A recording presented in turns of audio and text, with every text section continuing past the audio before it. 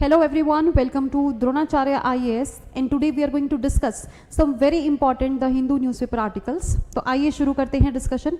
सबसे पहला टॉपिक यहाँ पर रिलेट करता है इन्फ्लेशन के साथ। तो फूड प्राइसेस में एक all together 14 month high inflation देखने को मिली है, that has reached till 6.2%.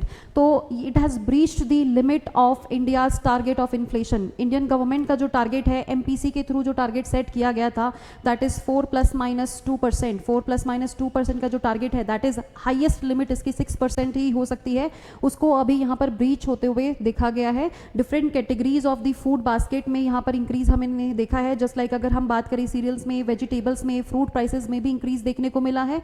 And also there was an increase in the edible oil prices. हालांकि edible oil prices को हम डोमेस्टिक डिस्टर्बेंस की वजह से नहीं बोलेंगे। edible oil में जो डिसरप्शंस आए हैं, जो हाई राइज हुआ है, that is due to the disruptions in the South East Asia. And अगर हम मेजरली बात करें तो इंडोनेशिया की तरफ से जो सप्लाई चेन डिसरप्शन हुआ है, that is the major reason for the price hike in the edible oil. But rest of the part we can say इसमें जो फूड प्राइसेस में हमें प्राइस हाइक देखने को मिला है, that is due to the different festival seasons and also due to the increasing food prices. Already it has been increasing from September, लेकिन सितंबर में भी यहाँ पर ये बात करी गई थी, it was requested from RBI कि वो रेपो कट करें, एक रेपो रेट को कट करें थोड़ा सा, लेकिन उन्होंने न्यूट्रल स्टैंस मेंटेन किया था। एंड दे हैड प्रोजेक्टेड कि शायद से अक्टूबर एंड नवंबर में ये जो इन्फ्लेशन है वो डिक्रीज करेगी, but still it has increased and it has also breached it's limit, right. तो इसमें जो न्यूट्रल स्टैंस लिया गया था RBI की तरफ से, तो इसका मतलब तो वो सही प्रूव हो गया।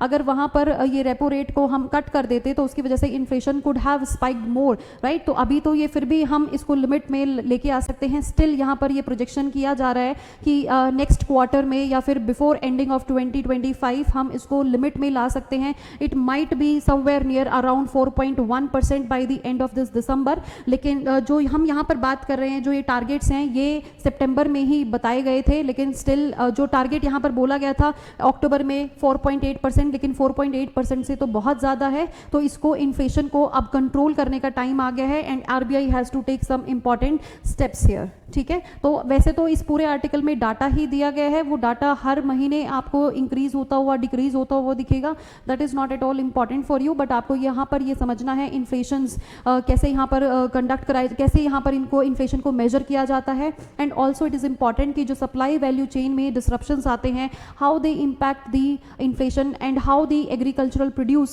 impact the food prices and the inflation overall, ठीक है। तो यहाँ पर रूरल अर्बन ये अलग अलग यहाँ पर इनकी इन्फ्लेशन की बात करी जाती है। अभी अगर हम देखें जो अर्बन इन्फ्लेशन है that is slightly lower than the rural inflation. हालांकि जो इंक्रीज है वो अर्बन इन्फ्लेशन में ज़्यादा है रूरल से, लेकिन ओवरऑल देखें तो rural inflation is higher than the urban inflation. तो ये आपके लिए कुछ इंपॉर्टेंट इस आर्टिकल में बातें करी गई हैं। We will be moving on to the next article because data is not important for us, ये तो बार बार रिन्यू होता रहेगा, but inflation as a topic in economy is very much important, ठीक है। Okay, let's move on to the next article that is related to India and Russia relations. Okay जी, तो यहाँ पर एक आर्टिकल देखने को मिलेगा आपको, it is talking about the India and Russia relations, majorly trade relation. तो यहाँ पर ये बताया गया है कि despite various challenges in Russia because of the war like situation between Russia and Ukraine, तो यहाँ पर हमें क्या देखने को मिला है that India has grown up to become the second highest trading partner of Russia. And जो ट्रेड है that has crossed $60 billion also, $66 billion का ट्रेड यहाँ पर हुआ है। And now we are hoping, Indian foreign minister का ये कहना है, वी आर होपिंग दैट जो $100 बिलियन की ट्रेड का टारगेट है, we might be hitting that very soon and it is important. तो यहाँ पर एक समिट भी हुई है, उन्होंने समिट मतलब मीटिंग हुई है, राइट। 25th सेशन हुआ है इंडिया रशिया का, तो उसमें फॉरेन मिनिस्टर्स ने मीट करी है एंड उसमें एक डिस्कशंस हुए हैं। तो वहाँ पर ये बोला गया है दैट INSTC को यहाँ पर इसको और आगे लेके जाया जाएगा। जो भी कनेक्टिविटी है बिटवीन डिफरेंट नेशंस, जो कनेक्टिविटी है वो एक इंपॉर्टेंट रोल प्ले करती है ट्रेड को बढ़ाने में, ठीक है। अगर किसी भी गुड्स का, किसी भी चीज़ का अगर आपने ट्रेड करना है तो उसके लिए आपको कनेक्टिविटी की ज़रूरत है, या तो मरीन कनेक्टिविटी हो या फिर रोड कनेक्टिविटी, रेल कनेक्टिविटी। तो इन सब कनेक्टिविटी में इंपॉर्टेंट रोल कौन प्ले करता है? INSTC। अगर हम दूसरा देखें तो चेन्नई व्लादिवोस्तोक कॉरिडोर, जिसको हम ईस्टर्न मैरीटाइम कॉरिडोर भी बोलते बोलते हैं नॉर्दर्न सी रूट, तो इनमें यहाँ पर इनको आगे लेके जाने की एंड गो थ्रू एक ब्रेक थ्रू यहाँ पर लाने की ज़रूरत है एंड उनको और आगे लेके जाने की भी ज़रूरत है। नेक्स्ट यहाँ पर बात करी जा रही है कि इंडिया के लिए एक मेजर सोर्स ऑफ फर्टिलाइजर बना है रशिया। फर्टिलाइजर जो मेजर इंपोर्ट होता है फर्टिलाइजर का, that is taken from the Russia. And अगर दूसरी बात करें तो crude oil, coal, uranium, they have also been imported. Later on अगर हम बात करें कि जो इंडिया का फार्मास्यूटिकल इंडस्ट्री है वो एक मेजर सोर्स बना है फार्मेसी के लिए रशिया के लिए, ठीक है। तो इसमें हम ये देख सकते हैं that trade is bilateral, this is not single way trade, लेकिन स्टिल वी आर होपिंग, क्योंकि क्रूड ऑयल हम तो मेजरली इंपोर्ट कर रहे हैं एंड सारा का सारा फिलहाल जो क्रूड ऑयल है मेजरली बात करेंगे, not entirely, majorly crude oil we are importing from Russia now, ठीक है। तो उसकी वजह से क्या हो सकता है, एक बैलेंस ऑफ पेमेंट का क्राइसिस आ सकता है, बैलेंस ऑफ पेमेंट में एक डिक्रीज हमें देखने को मिल सकता है, क्योंकि हमारा जो इंपोर्ट है वो कॉस्टलियर है देन दी एक्सपोर्ट। एक्सपोर्ट हम ज़्यादा नहीं कर पाते हैं लेकिन इंपोर्ट बहुत ज़्यादा कर रहे हैं, जिसकी वजह से एक यहाँ पर डिसबैलेंस फ्यूचर में शायद से हो सकता है। उसके लिए भी डिफरेंट यहाँ पर फ्री ट्रेड एग्रीमेंट्स की भी बात करी गई है, ठीक है। एक इंपॉर्टेंट यहाँ पर पॉइंट आता है, this is Swift, that is society of the worldwide interbanking financial telecommunication। ये सिंपल अगर हम समझना चाहें, कुछ कंट्रीज के जो इंपॉर्टेंट बैंक्स हैं उन्होंने मिलके ये एक नेटवर्क बनाया है, उन्होंने एक ये सोसाइटी बनाई है कि जो कंट्रीज के बीच में ट्रांजैक्शन होगा वो ईजियर हो सके। 1973 में ये स्विफ्ट पेमेंट सिस्टम बनाया गया था। तो वो जो आपका इंटर कंट्री का जो बायलेटरल एग्रीमेंट्स होते हैं उसमें जो ट्रांसफर होता है फंड्स का वो ईजियर हो सके, वो सेफ हो सके, सिक्योर हो सके। तो उसमें से रशिया को, जैसे ही Russia was involved in the Ukraine war, तो रशिया को स्विफ्ट पेमेंट सिस्टम से निकाल दिया गया था। बट स्टिल इंडिया की जो ट्रेड है, due to all these hurdles, बजाय कि जो ये हर्डल्स हैं वो ट्रेड को रोक पाते, जो ट्रेड है इंडिया के साथ वो इंक्रीज ही करी है। एक और यहाँ पर इंपॉर्टेंट वर्ड आपको देखने को मिलेगा, दैट इज वोस्त्रो अकाउंट। ये vostro account, this has been taken from the Latin word vostro. Vostro मतलब क्या होता है, योर्स, ठीक है। इसको समझने के लिए हमें एक एग्जाम्पल लेना पड़ेगा। Suppose this is country A and this is country B.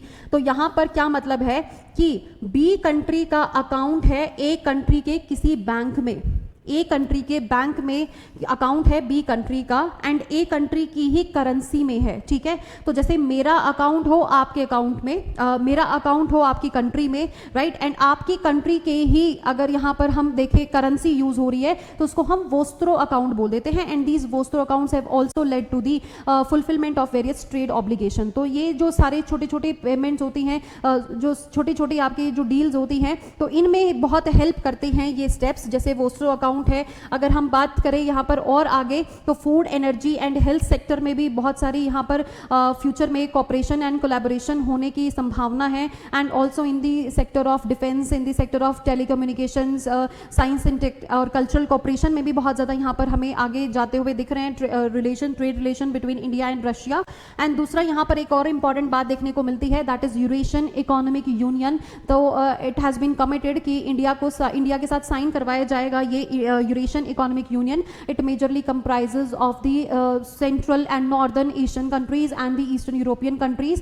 तो इनके बीच में जो ये फ्री ट्रेड एग्रीमेंट है, इट इज़ होप्ड दैट कि इंडिया को भी उसमें फ्री ट्रेड एग्रीमेंट में इन्वॉल्व किया जाएगा, जिसकी वजह से जो हमने $100 बिलियन का टारगेट रखा है 2030 तक रशिया के साथ, तो उसको हम बहुत जल्द ही अचीव कर लेंगे। तो ओवरऑल अगर हम बात करें, we have acted as a major trading partner for Russia and this also helps in the establishing bilateral relations with Russia, ठीक है।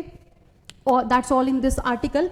Let's move on to the next article that is related to the DRDO carries out test of long range cruise missile. यहाँ पर इस article में यही बात करी गई है कि डीआरडीओ ने अभी रिसेंटली निर्भया क्रूज मिसाइल को टेस्ट फायर किया है। और निर्भया जो क्रूज मिसाइल है, तो इसको हम ये बोल सकते हैं this is the first indigenous missile, ठीक है, this is the first indigenous missile of India. Cruise missile की बात कर रहे हैं जिसकी रेंज है 1000 किलोमीटर एंड ये लगभग 1000 किलोमीटर एंड लगभग ये 450 kg के पेलोड्स कैरी कर सकता है। अगर हम क्रूज मिसाइल की बात करें, cruise missiles are very much important for the defence system of India.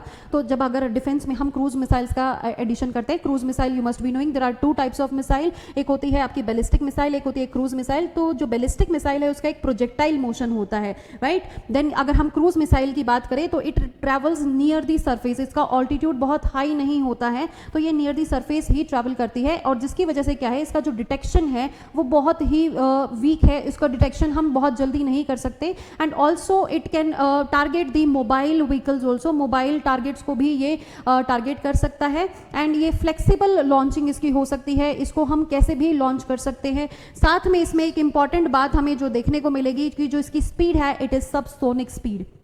Nirbhaya cruise missile की हम बात कर रहे हैं, its range has been tested, 1000 kilometre तक इसकी रेंज हमने टेस्ट कर ली है। And it has been indigenously developed by the जो आपकी लैब है in the aeronautical development establishment है, बेंगलुरु की लैब है, यहाँ से ये बनवाई गई है। And that's why we are saying that it is completely 100% indigenous. ठीक है, तो ये एक इंपॉर्टेंट मेजर स्टेप यहाँ पर हमें देखने को मिलता है। एंड इसके इंडक्शन की वजह से क्या होगा, यहाँ पर एक वर्ड भी आया है वैसे, long range land attack cruise missile. तो ये लॉन्ग रेंज है बिकॉज 1000 किलोमीटर तक यहाँ पर हमें रेंज देखने को मिलती है, क्रूज मिसाइल है। एंड लैंड अटैक, तो ये लैंड पर अटैक कर सकती है, राइट। देन यहाँ पर हमें देखने को मिलेगा एक यूएसए की टॉम हॉक क्रूज मिसाइल है, उसकी बराबरी हम यहाँ पर जो निर्भय मिसाइल है वो उसकी बराबरी भी कर सकती है। यूएसए जो डिफेंस सिस्टम है उसमें भी हम उनके बराबर यहाँ पर आ सकते हैं। It is similar, quite similar to them, to that long cruise missile. ठीक है, तो इस आर्टिकल में इतना ही है, आप इसको एक बार फिर से रीड आउट कीजिएगा अपने आप से। Let's move on to the next article. Okay, 2 very important articles are there in this on this page. So सबसे पहला article is related to COP 29। You must be knowing COP 29 that is UNFCCC की जो summit होती है, COP 29 has been convened at the Baku, Azerbaijan country में ये हो चुकी है। इसमें एक ग्लोबल कार्बन मार्केट का यहाँ पर बात किया गया है। तो global carbon market is nothing new, carbon credits की बात करी जा रही है। तो पेरिस एग्रीमेंट 2015 से ये बातें चलती आ रही हैं। पेरिस एग्रीमेंट की अगर हम आर्टिकल 6 की बात करें तो वहाँ पर ऐसी कार्बन मार्केट की बात करी गई थी, लेकिन अब तक उसके ऊपर कोई एग्रीमेंट साइन नहीं हुआ था। And now that agreement has been finalised and एक ग्लोबल कार्बन मार्केट बना दी गई है जिसमें हेल्प होगी कार्बन ऑफसेटिंग में। And the countries will be able to trade those carbon credits. अगर हम कार्बन क्रेडिट्स की बात करें तो कार्बन क्रेडिट्स क्या हैं, ये एक सर्टिफाइड, आपको एक सर्टिफिकेट दिया जाता है, इसमें आपको ये सर्टिफाई किया जाता है that your country has led to the lesser emission. मतलब अगर आपकी कंट्री की तरफ से कोई भी एमिशन हो गया है तो उसको आप ऑफसेट कर रहे हो, आप उस कार्बन को कहीं ना कहीं किसी ना किसी तरीके से आप उसको डिक्रीज कर रहे हो। जितना आप उसको डिक्रीज करोगे या उसको कैप्चर करोगे उससे आपको क्या अर्न होंगे, कार्बन क्रेडिट्स अर्न होंगे। एंड उनको आप डिफरेंट कंट्रीज के साथ ट्रेड कर सकते हैं। अगर हम सिंपल टर्म्स में समझना चाहें, this will be helping the under developed and developing countries a lot, because जो कार्बन क्रेडिट हैं सारे जो जितने भी यहाँ पर मेंबर है UNFCCC में, तो वो सभी यहाँ पर उसके लिए एलिजिबल होंगे। एंड अगर कोई भी डेवलप जिसमें इंडस्ट्रियल रिवोल्यूशन नहीं है, जिसमें बहुत सारी इंडस्ट्रीज नहीं है, उनके पास कार्बन ट्रेडिंग उनके पास कार्बन क्रेडिट्स बहुत ज़्यादा होंगे। जितना कम आप एमिट करेंगे उतना ही ज़्यादा आपके पास कार्बन क्रेडिट्स होंगे। एंड वो कार्बन क्रेडिट्स आप ट्रेड कर पाएंगे डिफरेंट डेवलप्ड कंट्रीज़ के साथ, जो कि होंगे अकाउंट, जो कि फाइनेंशियल वे में हम बात करें, जिसके क्या हेल्प होगी, जो आपके कार्बन जो आपकी डेवलप्ड कंट्रीज़ हैं, डेवलप्ड कंट्रीज़ को एक और बढ़ावा मिलेगा कि आप डेवलपिंग कंट्री या अंडर डेवलप्ड कंट्रीज़ के अंदर अपने प्रोजेक्ट्स लगाइए ताकि वहाँ पर जो कार्बन क्रेडिट्स हैं वो आपको ज़्यादा अर्न हो पाएँ, राइट। जिनसे आप जो कार्बन जो एमिशन को हम डिक्रीज करना चाह रहे हैं उसमें हेल्प होगी, अंडर डेवलपिंग कंट्रीज को पैसा मिलेगा एंड उनको कार्बन क्रेडिट्स मिल जाएंगे। तो इस वजह से क्या है, यहाँ पर एक विन विन सिचुएशन है both developed and under developed world के लिए। तो इसमें एक यही बात करी गई है कि अभी रिसेंटली जो COP 29 बाकू में हुई है उसकी हेल्प से हमें क्या मिला है, कार्बन जो ग्लोबल कार्बन मार्केट है वो एक एग्रीमेंट वो फाइनलाइज हो चुका है। जो कार्बन क्रेडिट्स हैं, certified reductions of carbon emission, reduction होता है कार्बन एमिशन का, उसका एक सर्टिफिकेट यहाँ पर मिलता है एंड जिसकी एक फाइनेंशियल वैल्यू होगी। हालांकि वो फाइनेंशियल वैल्यू कैसे डील करी जाएगी, कैसे जज करी जाएगी, that will be based on the markets only. वो मार्केट ही डिसाइड करेगी कार्बन क्रेडिट्स की जो वैल्यू होगी, राइट। तो market itself follows from article 6, जो article 6 already Paris agreement of 2015 उसमें ये ऑलरेडी आर्टिकल 6 ऐड किया गया था एंड उसमें article 6.2 and article 6.4 talks about carbon credits and specifically अगर हम बात करें article 6.4 talks about the global carbon market, ठीक है। तो उसी को हम यहाँ पर फुलफिलमेंट होते हुए उसकी देख रहे हैं। लेटर ऑन अगर हम यहाँ पर बात करें तो 2022 से ही ऐसे एक कार्बन क्रेडिट की बात, कार्बन मार्केट की बात चलती रही है, उसको अचीव करने की कोशिश चलती रही है। फाइनली अब ये अचीव हो गई है। लेकिन यहाँ पर बात जो आई है, इसमें बात करी गई है कि एक यूएन सुपरवाइजरी बॉडी है, लास्ट मंथ एक यूएन सुपरवाइजरी बॉडी बनाई गई थी जो कि एक्ट करेगी आर्बिट्रेटर की तरह भी, राइट। आर्बिट्रेटर कौन होते हैं? जो भी अगर कोई फाइनेंशियल प्रॉब्लम है उसको बीच में सॉल्व करवाते हैं, उनको हम आर्बिट्रेटर्स बोलते हैं। तो यहाँ पर एक यूएन की सुपरवाइजरी बॉडी बनाई जाएगी which will also be acting as arbitrator of the market. They will set the draft, जो ड्राफ्ट है उसमें बताया जाएगा जो स्टैंडर्ड्स हैं इस मार्केट के, जो रेट्स हैं इस मार्केट के, वो उसमें सेट किए जाएंगे। And I am not saying कि जो मार्केट की जो क्रेडिट के जो वैल्यू है, मॉनिटरी वैल्यू है, वो सेट करी जाएगी, स्टैंडर्ड्स सेट करे जाएंगे, एक फ्रेमवर्क बनाया जाएगा कि ये मार्केट फंक्शन कैसे करेगी, ठीक है। इस मार्केट में ट्रांसपेरेंसी कैसी लाई जाएगी। ऑल दो यहाँ पर जो ऑफिशियल्स हैं उनका ये कहना है कि this is not entirely acceptable, we are not very happy with this market, but yes it is a little bit way forward। जो हमें आगे इसमें जाना था, जो हमें पेरिस एग्रीमेंट को फुलफिल करना था, उसमें ये हम एक स्टेप अहेड आए हैं एंड इट इज इंपॉर्टेंट, ठीक है। पर लेकिन इसमें एंटायरली हम नहीं बोल सकते हर चीज को सोल्यूशन दे दिया है। फिर अगर हम इसमें बात करें, कुछ कमियां भी हैं इस ग्लोबल कार्बन जो मार्केट हम बात कर रहे हैं, इसमें क्या कमियां हैं?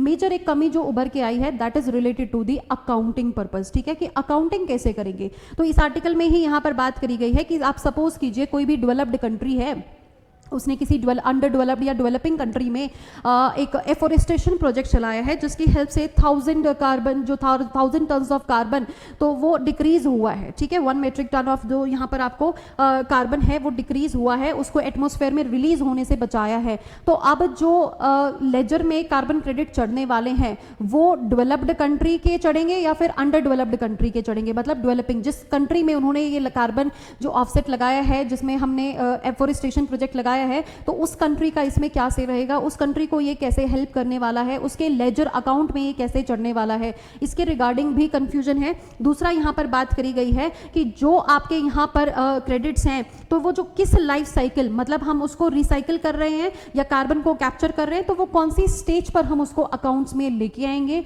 और तीसरी बात यहाँ पर करी जा रही है कि अगर कोई भी कंट्री है उसके बॉर्डर्स के अंदर ही अगर कोई ऐसा प्रोजेक्ट लगाया जा रहा है जिसकी वजह से हम कार्बन एमिशन को रोक रहे हैं, which will be ultimately helping in the reduction of the carbon emission, और लेकिन फाइनेंस वो बाहर की कंपनी ने किया है, तो उसको हम कैसे अकाउंट्स में लेके आएंगे। एंड लास्ट कि इसको हम एनडीसीज में काउंट करेंगे या नहीं। तो ये जितने भी हम क्वेश्चंस यहाँ पर देख रहे हैं दीज आर अनएड्रेस्ड। अब इनमें जो कंफ्यूजन्स निकलने वाली हैं वेरियस डेलिब्रेशन से ही सॉल्व होंगी, राइट। तो यहाँ पर बात करी गई है कि this will be a game changing tool for the developing countries also, क्योंकि उनको वो हेल्प करने वाली है फाइनेंशियली। जो डेवलपिंग कंट्रीज हैं या अंडर डेवलप्ड कंट्रीज हैं उनके पास कार्बन क्रेडिट्स ज़्यादा होंगे, और जो आपकी डेवलप्ड कंट्रीज हैं उनको वो कार्बन क्रेडिट्स चाहिए होंगे, वो कार्बन क्रेडिट चाहिए होंगे तो उनको उसमें पैसा फंड करना पड़ेगा उन कंट्रीज में, जिसकी वजह से क्या है एक विन विन सिचुएशन बनेगी दोनों ही कंट्रीज के लिए, ठीक है। फाइनली यहाँ पर ये जो आर्टिकल 6 को फाइनलाइज किया है, it will also be implementing, जो इसकी इम्प्लीमेंटेशन की वजह से जो भी कंट्री के ऊपर बर्डन आता था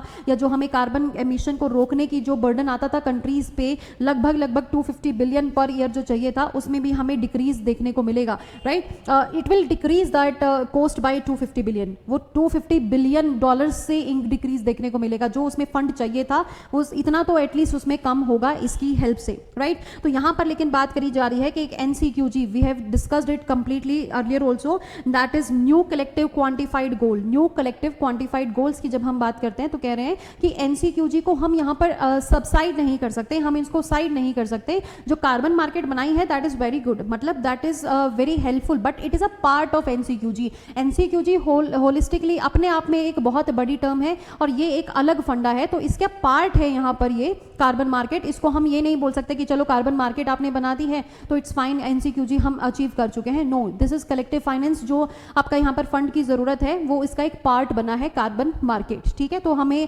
अभी भी इसमें एनसीक्यूजी को डेवलप करने की ज़रूरत है, एक फ्रेमवर्क लाने की ज़रूरत है, इसको कैसे इंप्लीमेंट करना है उसकी भी ज़रूरत है, राइट। तो this article talks about global carbon trade, global carbon market. तो जो ये आपका कार्बन क्रेडिट्स हैं this will be important for you this year.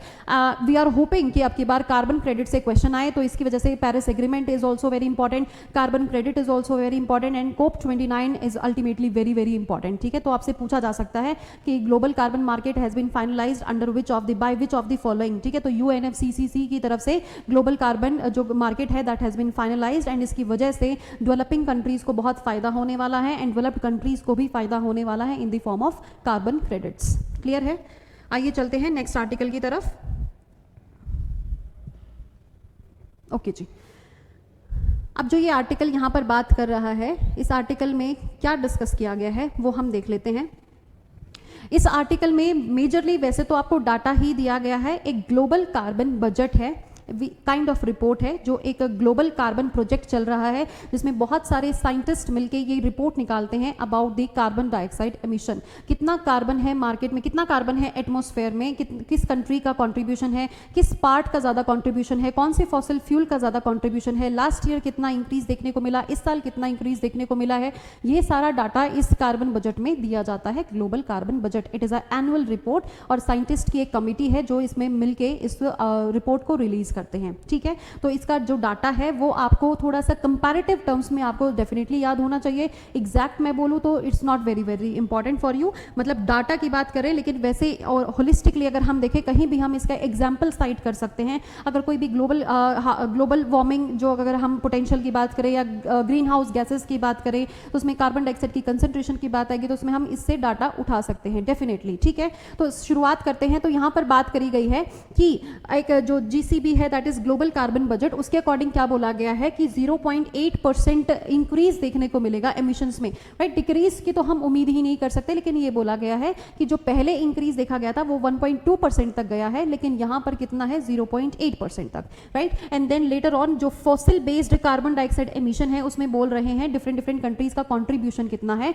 तो उसमें इंडिया का कॉन्ट्रीब्यूशन है 8%। अगर हम चाइना, USA, इंडिया और EU27 क्या है, 27 रिचेस्ट कंट्रीज ऑफ यूरोप की अगर हम बात करते हैं, एक ये ग्रुप है, तो EU27 अगर हम इनको इकट्ठा ले लें तो 59% ग्लोबल कार्बन डाइऑक्साइड एमिशन तो यहीं से हो रहा है, बाकी की दुनिया अलग, ये कंट्रीज अलग, ठीक है। तो यहाँ पर 59% ऑफ जो ग्लोबल एमिशन है वो यहीं से हो रहा है। नेक्स्ट पैराग्राफ टॉक्स अबाउट पर कैपिटा एमिशन। पर कैपिटा एमिशन अगर हम ग्लोबली देखें तो वो है 1.3 tons of a person of carbon पर पर्सन पर ईयर। एक साल में 1.3 टन एक इंसान का पर कैपिटा यहाँ पर निकल के आया है। तो लेकिन अगर हम इंडिया की बात करें, इंडिया में ये बहुत कम है, दैट इज 0.6 टन। तो आपसे ऐसे क्वेश्चन पूछा जा सकता है, according to recently released reports the global carbon budget in global carbon budget, तो जो एवरेज है, ग्लोबल एवरेज है, उसके कंपैरिजन में अगर हम देखें तो पर कैपिटा जो इंडिया का पर कैपिटा एमिशन है that is higher than the global average. तो ये आपको ऐसे कंफ्यूज किया जा सकता है, जो इंडिया का पर कैपिटा एमिशन है that is lower than the global average, ये आपको यहाँ पर ध्यान रखना है। देन नेक्स्ट इसमें बात करी गई है फॉसिल एमिशंस की, तो यहाँ पर एक इंक्रीमेंट देखने कह रहे हैं कि towards the end of year एक इंडिया में एक इंक्रीमेंट देखने को मिलेगा लगभग अराउंड दी 4.6%। तो this is completely data based, ये आपको यहाँ पर मेमोराइज करने की जरूरत नहीं है। तो ग्लोबल कार्बन बजट की यहाँ पर आपसे बात करी गई है। Later on we can see in this article about कि जो आपका ग्लोबल कार्बन बजट है ये क्या है। ये एक कलेक्टिव है, अप्रॉक्सीमेटली 120 साइंटिस्ट का ये कलेक्टिव है जो ये पब्लिश करता है एनुअली। ये पीयर रिव्यूड रिपोर्ट्स है जिसमें एस्टिमेट लगाया जाता है कार्बन एंड कार्बन डाइऑक्साइड के एमिशन से रिलेटेड, राइट। तो यहाँ पर बोला गया है एक emission from coal, oil and gas 2024 में कितना यहाँ पर ये पर आपको 2023 लेवल से कितना इंक्रीज देखने को मिला है, 0.2%, 0.9% एंड 2.4% रिस्पेक्टिवली इसमें हमने इंक्रीज देखा है। लेटर ऑन इस आर्टिकल में बात कर रहे हैं about the global carbon dioxide emission from land use and forestry, तो उससे हमें देखने को मिला है लगभग 1.1 बिलियन टन्स ऑफ कार्बन यहाँ से रिलीज होते हुए देखा है। So this is also not very much important, but आपके लिए इंपॉर्टेंट क्या होने वाला है दिस पार्ट कि जो आपकी एटमॉस्फेरिक कंसंट्रेशन है कार्बन डाइऑक्साइड की वो कितनी है, 422.5 ppm दैट इज पार्ट पर मिलियन। तो इतनी कंसंट्रेशन 2024 में पहुंच चुकी है। लेटर इस आर्टिकल में बात करी गई है कि जो यहाँ पर एमिशंस हैं वो इतने ज़्यादा भी नहीं है जितना हमें ड्रास्टिक क्लाइमेट इवेंट्स देखने को मिल रहे हैं। तो ये एमिशंस के साथ हम उसको डायरेक्टली रिलेट नहीं कर पा रहे हैं कि ये समझ में नहीं आ रहा है कि इतना ज़्यादा जो क्लाइमेट डिजास्टर्स देखने को मिल रहे हैं, क्लाइमेट एक्सट्रीमिटीज देखने को मिल रही हैं, how are these possible, because emissions तो पिछले से साल से थोड़ा सा कम ही हुआ है, then why is it so, ठीक है। इस आर्टिकल में ये भी बात करी गई है। And then later on it is talking about कि जो हमारा टारगेट सेट है कि इस सेंचुरी के एंड होने से पहले हमने जो टेम्परेचर है, ग्लोबल एवरेज टेम्परेचर है, उसको 2 डिग्री सेल्सियस से कम ही रखना है। तो यहाँ पर ये बात करी गई है कि उस आर्टिकल उसमें उसकी तरफ हम जाएंगे। एंड अभी ग्लोबल कार्बन क्रेडिट की भी हमने बात करी, तो COP29 is also going to take some important step, जिसकी वजह से जो कार्बन डाइऑक्साइड एमिशन है, कार्बन डाइऑक्साइड का जो लेवल है, जो कंसंट्रेशन है, उसमें एक कट डाउन हमें देखने को मिलेगा अगर वो जो COP29 की ग्लोबल कार्बन मार्केट सेटअप हुई, इंप्लीमेंट हुई, अगर उसमें ट्रांसपेरेंसी आई एंड उसकी अकाउंटेबिलिटी बहुत बढ़िया तरीके से हुई, देन वी कैन होप कि एक हमें एमिशन में रिडक्शन देखने को डेफिनेटली मिलने वाला है। एंड इसमें एक ये भी बात करी गई है कि जो यहाँ पर NDCs हैं, that is nationally determined contribution, तो वो एटलीस्ट हम ये बोल सकते हैं कि वो यहाँ पर फाइनलाइज, उनको हम अचीव करने में थोड़े से कामयाब हो सकते हैं, राइट। तो articles are majorly about the environment today. थोड़ा सा हमने आर्टिकल डिस्कस किया क्रूज मिसाइल के बारे में, इंडिया रशिया जो रिलेशंस हैं, ट्रेड रिलेशंस, उसके बारे में भी डिस्कस किया, बट मेजरली आज के लिए आपके लिए इंपॉर्टेंट यही दो आर्टिकल्स रहेंगे, that is related to the Baku UNFCCC की जो समिट हुई है बाकू में, COP29, एंड जो ग्लोबल कार्बन मार्केट बनी है, कार्बन क्रेडिट्स क्या है, कौन से एग्रीमेंट्स है यहाँ पर, ये सब आपको होलिस्टिकली इस साल कवर करना है and we can hope a question from this year, ठीक है। So keep revising, keep studying, thank you and have a nice day.